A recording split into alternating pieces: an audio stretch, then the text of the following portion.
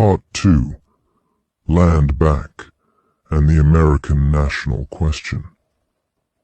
A key problem in the discussion about the topic of land back, the national question of the United States and the issues and struggles facing Native American peoples, and how these topics relate to the ACP, is the massive conflation of ideas leading to mass misunderstandings, as people on all sides of the discourse tend to use the term land back with different understandings. Second, we'll first make clear the positions forwarded by representatives of the ACP in contrast to how they are misrepresented.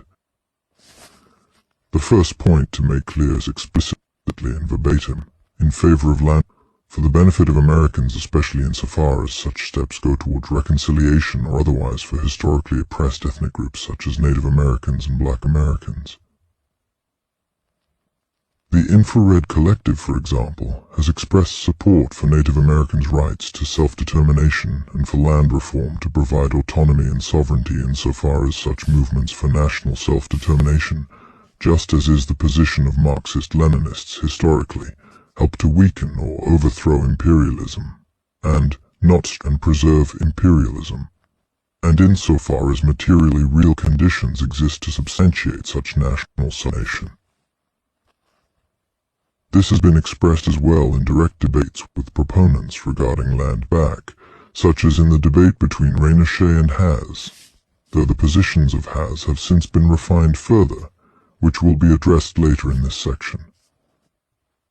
Regardless, this is to say that has expressed openness in the past directly to the ideas that many of his and the ACP's detractors advocate for,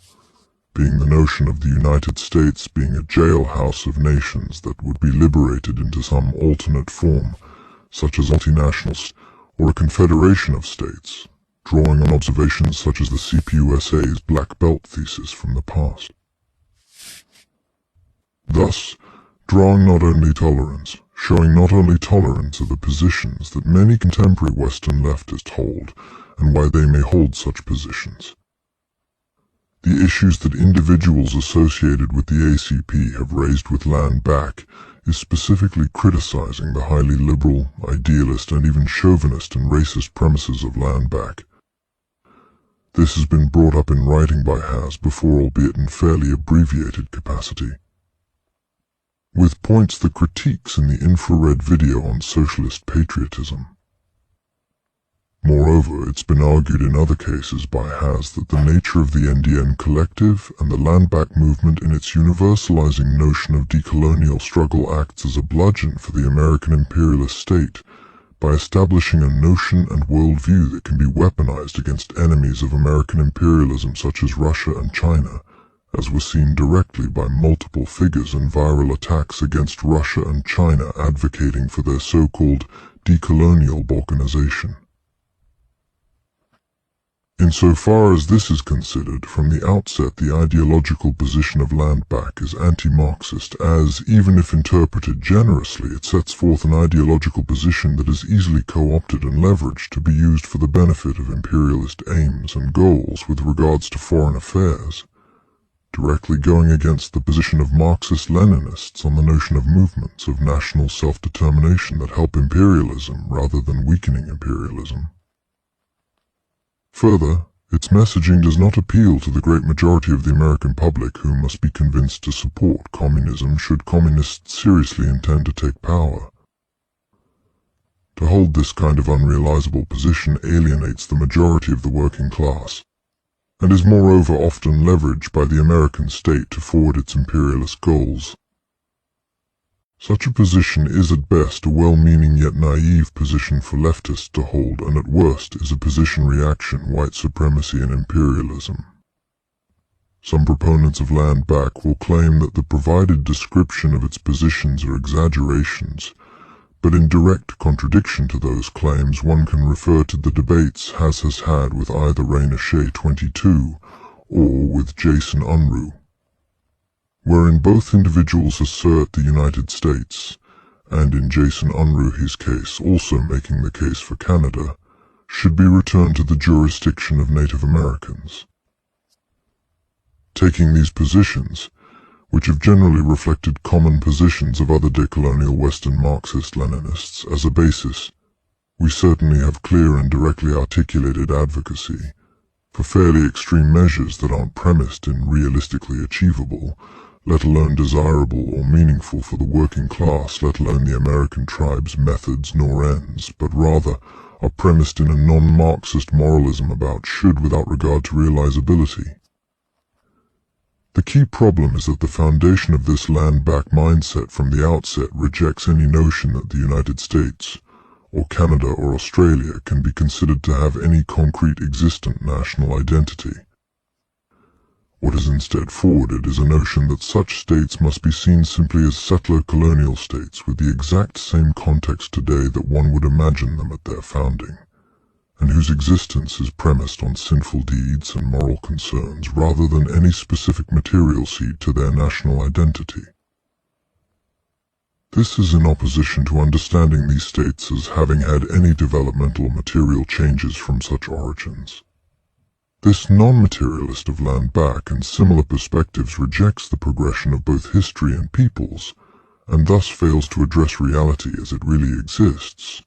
instead choosing to moralize and worry over past criminal and terroristic deeds far removed from the experience of current living Americans and far removed from any active armed anti-colonial struggle that distinguishes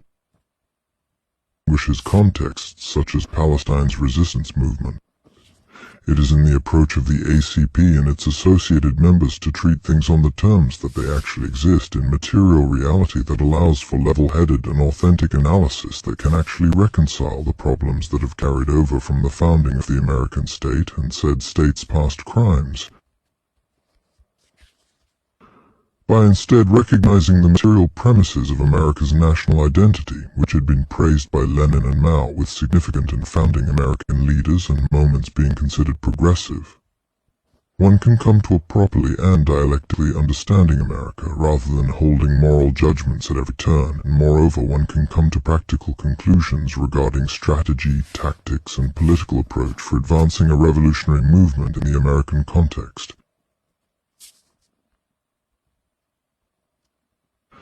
One can adequately understand the social, historical, progressive nature of the American Revolution and its necessary significance for socialism, while also recognizing the unjust brutality of native genocide that occurred at the hands of the American state. One can parse the history and properly understand the material significance and the moral tragedies without letting either impact the view on the other. Beyond the concept of Landback directly is also the pervasive, arguably unanswered national question in the American context. Some Western leftists following the older line, understanding America to have a black nation and to have multiple indigenous nations, runs into the pitfall of essentially advocating for ethno-nationalism in the American context, leaving the implication that there's a white nation in the United States that is materially separate from the black nation and indigenous nations, and thus would have separate territory or altogether need to be abolished. This, as has discussed, runs into multiple problems given the nature of the United States to not only involve rich interracial cultural formations and interdependencies, such that a shared language and culture bypasses racial lines in many areas, but moreover is the nature of the United States to have vastly different cultural contexts, including distinct dialects.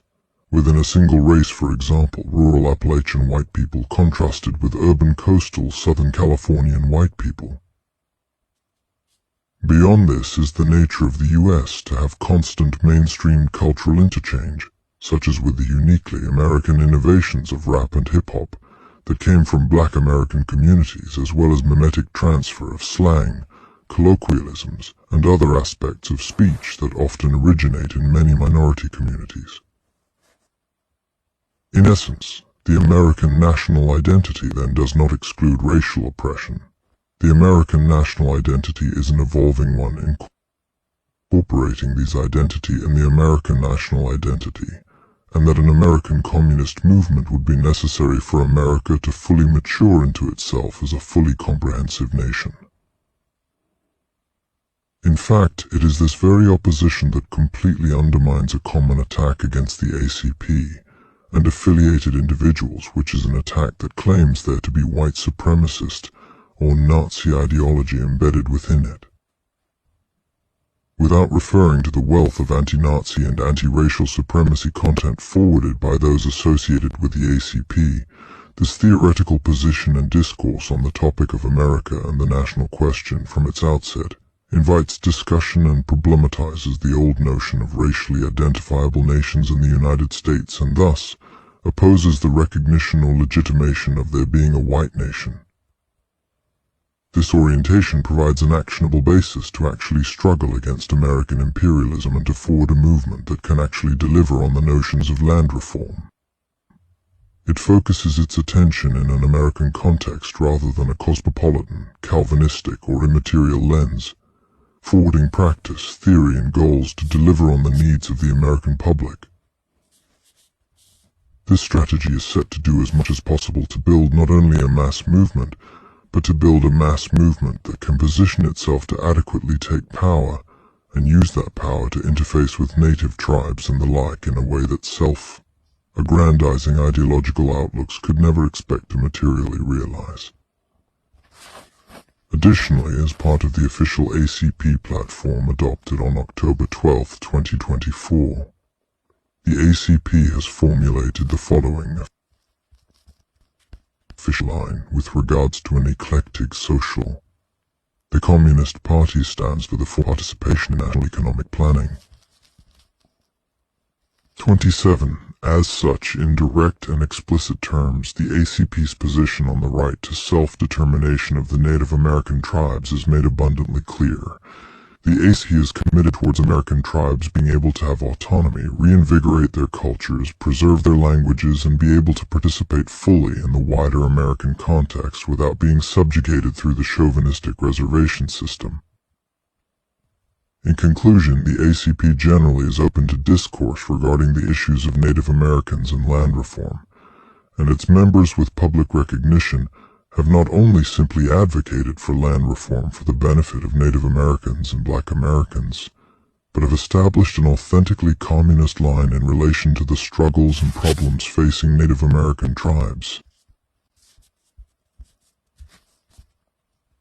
Simultaneously, the ACP brings forward honest and genuine critique of common, potentially problematic positions on the national question often and previously held by other forms of American leftists, both in the modern context and in the past. This approach is measured, thoughtful, and pertinent to a modern context as it addresses many points of interest while openly inviting conversation.